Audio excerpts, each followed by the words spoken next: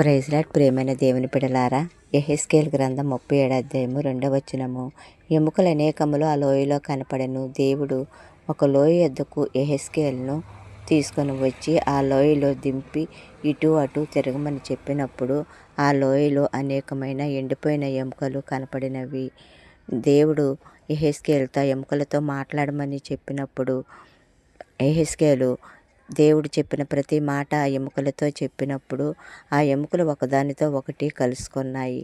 వాటిపైన నరములు, మాంసము, చర్మము వాటిపై కప్పబడినది.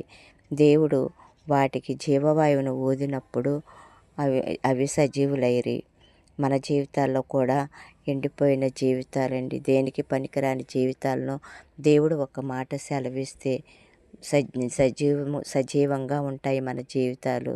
ప్రతి ఒక్కరి జీవితాల్లో దేవుడు ఆశ్చర్యకార్యాలు, అద్భుత కార్యాలు